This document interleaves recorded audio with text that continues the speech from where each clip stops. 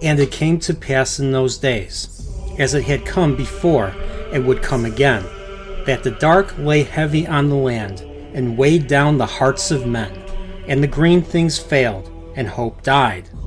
And men cried out to the Creator, saying, O light of the heavens, light of the world, let the promised one be born of the mountain, according to the prophecies, as he was in ages past, and will be in ages to come. Let the Prince of the morning sing to the land that green things will grow, and the valleys give forth lambs. Let the arm of the Lord of the dawn shelter us from the dark, and the great sword of justice defend us. Let the dragon ride again on the winds of time.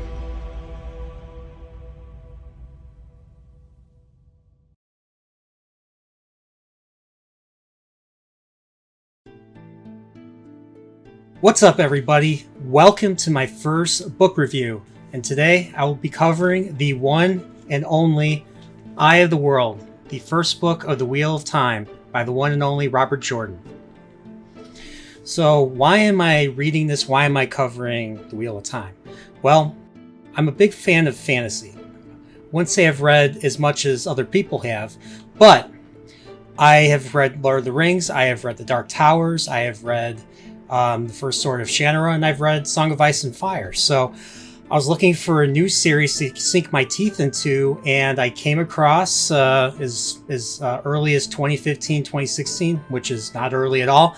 I came across The Wheel of Time. And I came across the fact that Robert Jordan was the one that wrote it. He's been gone at that point for at least 8 to 9 years. So, and the thing that interested me the most was the fact that people were telling George R. R. Martin of Song of Ice and Fire that, you know, if he doesn't speed up his work, that he's going to pull a Robert Jordan, deny them their books. So that's kind of why I read it. So I read the first book a long time ago, but I didn't. I felt like it didn't give too many crumbs for another sequel. So I felt like the book was complete, and I stopped reading the series. And plus, it was 14 books. It's a daunting thing. I'm like, how much story? I mean, how big is this story if there's 14 books?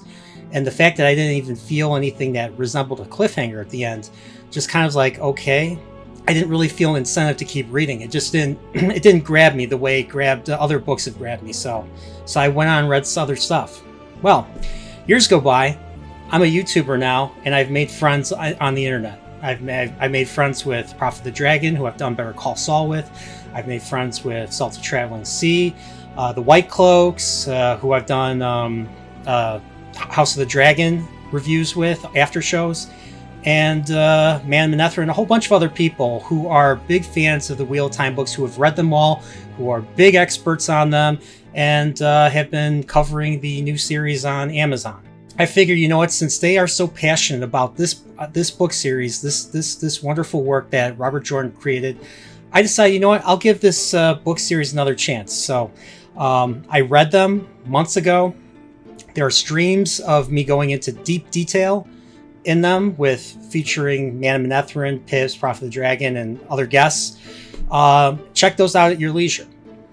So for right now, I want to go into what I like about fantasy. I mean, I've been a big fan of what I look for in fantasy is you're in another world. You're in an alternate world, and you usually play as a younger character, a character who is relatively naive, relatively, green around the gills. And all of a sudden, big life events happen that fundamentally change his path forever, to the point where he has to leave. He has to leave the comfort of his environment and to go off into the world and to discover and to explore, while possibly being in danger at the same time by opposing forces. And that's exactly what this book is, amongst other, things. People say it's a Tolkienian thing. I think this is a very hero's journey type of deal. Except there's more than one hero. There's more than one point of view character. There's 3 in this particular one. So we have Rand al'Thor, Pirene Barra, and Nynaeve Almera. So those are the 3 points of views. So this is between that and why I like fantasy is the reason why I am reading this book series, the reason why I'm into it. And I definitely want to go into some non-spoiler territory right now. So themes in this book, I already mentioned this is a coming-of-age tale. This is the first part of a long series. So obviously the first thing is, there's the coming of age, leaving the nest, going off on your own. And then that's the other big thing, is being on your own without adults while you're being hunted, and everyone around you could be an enemy. Like let's just say the good versus evil aspect in this story is broad. The evil is almost everywhere. And that's what leads to paranoia. The paranoia of a good 70s thriller, political thriller. There's also so much world building in this. Like, there are stories within stories here. Like, we learn about not only the present world, the Third Age, and the Third Age seems to be a trope. The Lord of the Rings takes place in the Third Age. I'm sure other stories take place in the Third Age. But we learn about, there's the Age of Legends. There's the age that had the Trolloc Wars. We have the fall of Malkir, which is a more recent travesty that happens, and it's let's just say one of our characters is a king who is seeking his kingdom, or wants to regain his kingdom, kind of like another character from Lord of the Rings who features a return of the king. And and like I said, there's good versus evil, and there's a magic system in this. So the magic system is the one power coming from the true source that basically moves the wheel of time. In the wheel of time, there's no beginnings to the wheel of time, but there is a beginning. So there's a lot in here. We have 5 main characters that come out of this small town, all young. And then we have our share of supporting characters who are older, the more mentor types, the Gandalf types. And it's a great read. These characters get developed, they change throughout the book, and that's what I really love about this first book. And there's so much to discover about the world. There's these awesome cities, there's these awesome towns, there's these awesome evil entities that exist in the world that some people know about, some people don't, and it's a lot of fun. And that's what makes this unique compared to the other books.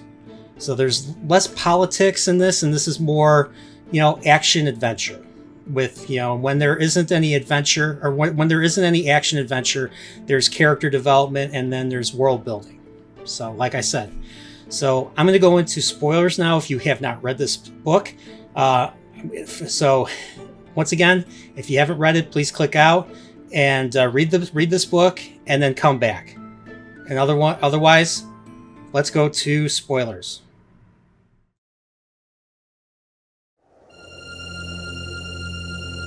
The wheel of time turns, and ages come and pass, leaving memories that become legend. Legend fades to myth, and even myth is long forgotten when the age that gave it birth comes again. In one age, called the Third Age by some, an age yet to come, an age long past, a wind rose in the mountains of mist. The wind was not the beginning. There are neither beginnings nor endings to the turning of the wheel of time, but it was a beginning.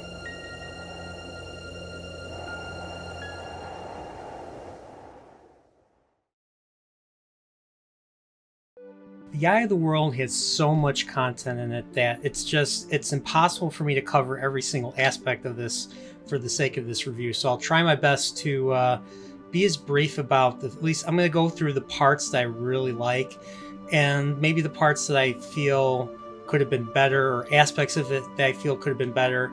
And so let's get into it. So first thing I really love, Prologue. The introduction of Luce, Theron, Telamon, the introduction of the Dark One, and the Betrayer of Hope, setting the stakes, and understanding that the dragon, Luce, Theron, Telamon, once again, eventually becomes, our main character, Rand al'Thor. Get this very tense first chapter. He's on guard. He sees a creature that resembles a ring wraith hunting him, or just you feel this fear and dread throughout the entire story. It's winter. There's things hunting. There's dangerous things all over the world, and I mean, once again, I wish that this was covered. The Winter Night stuff with the Trollocs attacking and Rand killing Narg, the one talking Trolloc, was, you feel it, like this is like he's never killed before. He's always just been he's a young boy who lives in Emmons Field as a farmer, and he's experiencing things that majority of people do not ever experience once in their lifetimes, and he's experiencing this right now.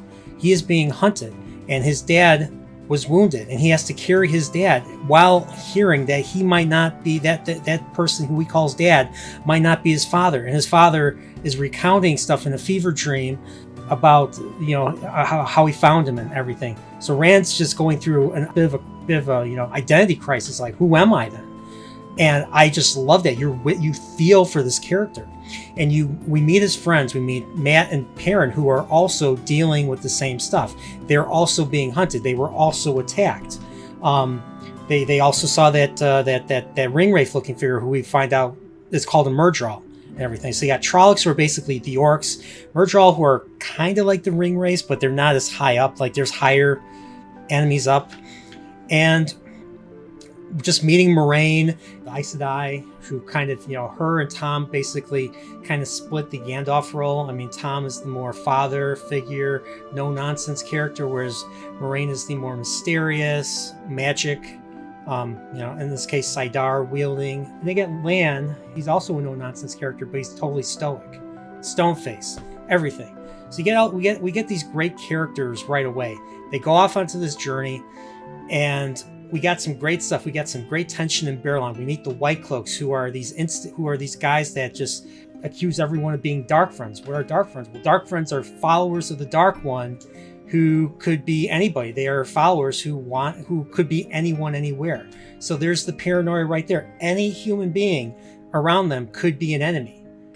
And once they attack, it could be too late. I mean, once again, there's consistent tension. We get a couple of battles. We get the battle outside of Shader Logoth, which, where Moraine dispatches a whole bunch of them and Lan kills a Fade. That was great. And Matt does his Karai El Kaldazar, and Rand nearly gets killed. So there's a lot going on. There's also Shader Logoth. We meet Mashadar and Mordeth, two ancient creatures that are super duper. We don't know what they are, but they're evil. They're a different type of evil. The evil that men do, as opposed to the Dark One type of evil. Everybody gets split. They all go in their directions.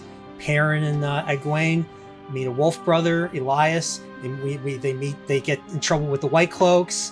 We meet Jeffrey Bornhold and Child Buyer. And of course, before that, we actually get a nice little world building with the Tuathon, or the Tinkers. And the Tinkers are interesting. I'm curious. I want to learn more about them, how they can read, when there's danger coming and when they know when to move. And of course, their relations with they obviously have relations with the Aiel, who we still haven't met yet in this book. And I want to see more like Elias and Rain. Like we know that they have a history. I kind of want to see more of their history. Hopefully, maybe we'll learn stuff. I don't know. But yeah. So, and of course, Lan and Moraine rescue Perrin and Egwene from the White Cloaks. We learn quite a bit about Arthur Hawkwing right before they get captured. So we get, once again, the world building is great. We learn about Arthur Hawkwing and his besieging of the White Tower of Tar-Valon. Tar-Valon's where the Aes Sedai hang out, and the Aes Sedai are like the Jedi. They are, they're the female order of channelers that basically pull the strings all over the world. Some people dislike them. Some people revere them. What's great, great thing about this is that all the different races have very different worldviews. Right now, I'm just seeing the worldviews of especially views of the Aes Sedai. So, it's once again, Mr. Jordan really puts in the effort to make these races, make these cultures very believable and real. Of course, once again. So the best story of the breaking of the Fellowship in this case was Matt Rand and Tom Maryland. They get chased. They get chased onto a ship. The ship takes them across river. We find out that the ship is run by Bail Doman, and he's been pursued by Trollocs as well. Well, I've read The Great Hunt, so I know why the Trollocs are pursuing him. But I'll get into that. I'll get into that for the next book review. But we learn that, and we learn that weird things are happening around Rand. So maybe he has the ability. Maybe he has some channeling abilities. I don't know. And Tom Maryland teaches Rand and Matt his trade, because he knows they're being hunted, and there's a possibility that he might get killed, and they might be alone, and they need a means to take care of themselves, and they don't know how to, because all they know how to do, and Rand's, all they know how to do is farm. They're farmers and sheep herders. So I thought that was great, and then it pays off because they do get separated from Tom. They think he's dead because he ends up fights a fade. Fighting a fade usually means death for a person, especially in the middle of a town, and everybody's fleeing. They flee too, so we don't see what happens to Tom. I know what happens to Tom, but we don't see what happens to Tom for the rest of this book. So his fate is up in the air. So you're like, okay, that was one thing I probably could have waited. I could have read one little thread that would have carried me into the next book. Oh, I didn't at first, but it carried me this time around. So, but we get the great chapters. Like, there's one chapter where he's a farmhand, or Rand is a farmhand. Rand and Matt are farmhands. Matt is having his issues with the dagger, so he took a dagger from Shader Logoth, and this magical dagger is attached to him, and it's causing him it's eating his soul. It's eating him alive, or whatever. He's getting all brooding. He's moody. And he's not the usual Matt. The usual Matt likes to have fun, and he just likes to, be a little troublemaker, And he's the adventurous one. So we're dealing with that at the same time that they're simply trying to survive. Best part. And then they get to a town, a creepy town. They go to a creepy inn called the Dancing Cartman. The shady innkeeper who is not fat, and let's just say they're being eyed for their possessions. In Rand's case, it's the heron mark blade that belonged to his dad, which has a lot of meaning in this book, and of course you also have Tom's harp, which is also eyed. So there's a lot of tension there. And then a dark friend shows up who wants Rand and Matt. He recognizes Rand. He's like, you're coming with me. We're taking you to the Dark One so I can become immortal. And they're like, no, get the hell away from me. And then lightning hits and they're dead. It was a great scene. It was a great scene that I wish was adapted. It's too bad that wasn't adapted, because lightning strikes. There's damage to all those dark friends are dead. Matt's blind, and Matt's like, please, Rand, don't leave me. I don't want to be left here alone to die. And he's like, I'll never leave you. So there's a brotherhood, right? There's already a brotherhood right there that I love. I love this. I love Rand. And then there's a point right after that, because of, let's say, the lightning, may or may not have been because Rand was channeling, that he got sick from it. He got really sick from it, debilitatingly sick. So despite the fact that Matt's being, Matt's having his own issues with the dagger, Matt steps up and takes care of his friend, and that makes me like Matt even more now. But we haven't even really seen the true Matt yet. So, but I love those moments, and there's more tension as we get up to Camelin, where we meet the Queen, we meet Loyal, and we find out about the Eye of the World from Balsamon. So Balsamon's been pursuing our friends in their dreams. He's been the one that sent the Trollocs and everybody after them. And we find out, also Pan Fane has been sniffing them out too. Pan Fane the peddler, the one that sent the Trollocs on them at Emmons Field in the first place. He's the one that's been changed and everything. He's been going after him. He's appeared in all towns. He's been asking about them. He's been sniffing them out, and he's creepy too. But there's so much to this story. We finally get to Feldar. We go through the ways, and we meet Mashin Shin and Moraine. They all get back together at Camelin. We go through the ways. We get to Feldar, and we go to the Blight, where we find out that the Eye of the World they have to get to the Eye of the World before the enemy does, because if the enemy gets there first, I don't know, shit will happen, I guess.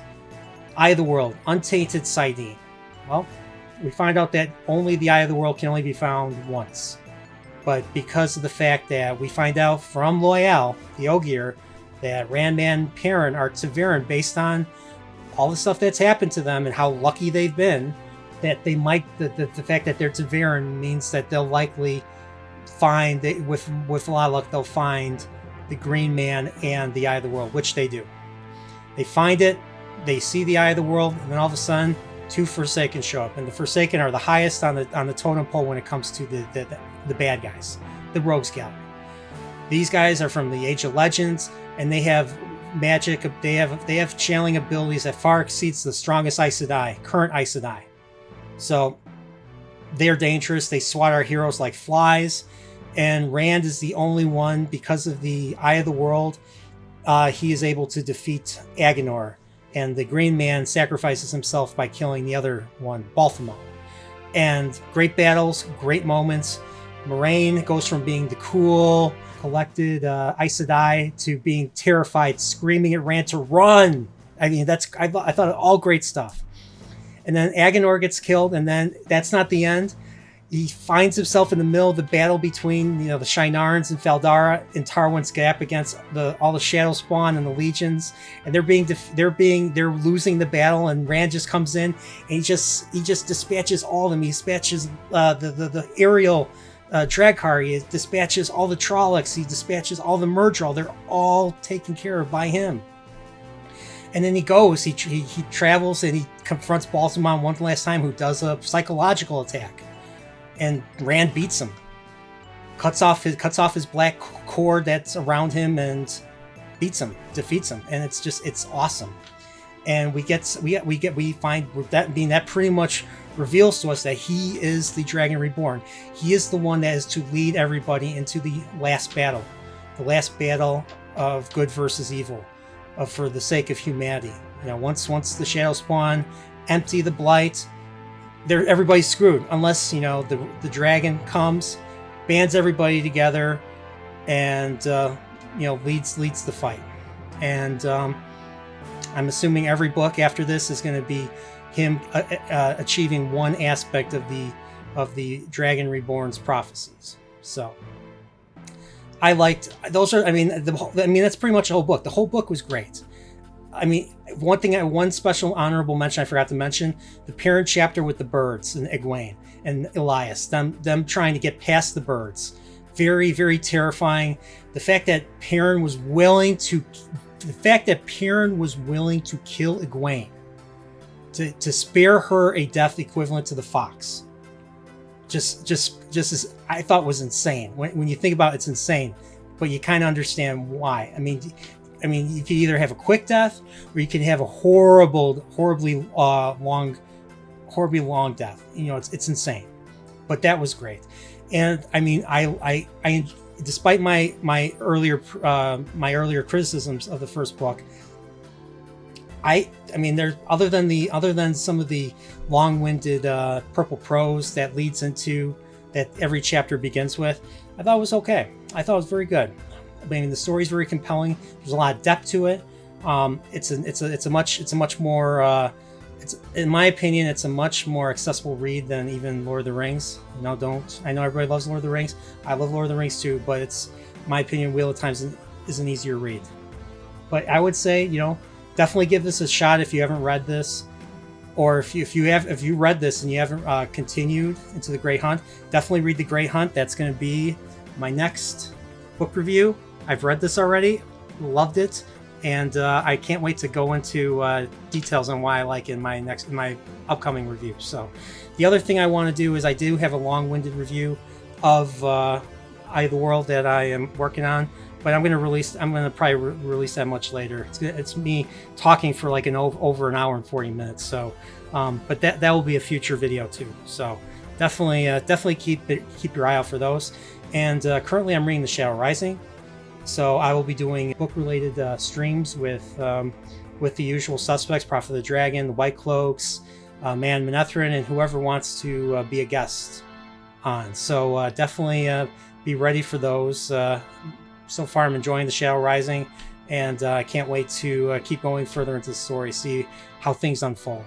So other than that, everybody, if you're still here, please definitely, if you're new here, hit the subscribe button, hit the like button, and please leave a comment. It's telling me why you love Robert Jordan, why you love the Wheel of Time, and how you got into it and what it means to you. I mean, this book means a lot to so many people, and I love to read your stories and hear and learn. So definitely do that. And of course, everybody, once again, stay corporeal, and I will see you on the next video. Peace.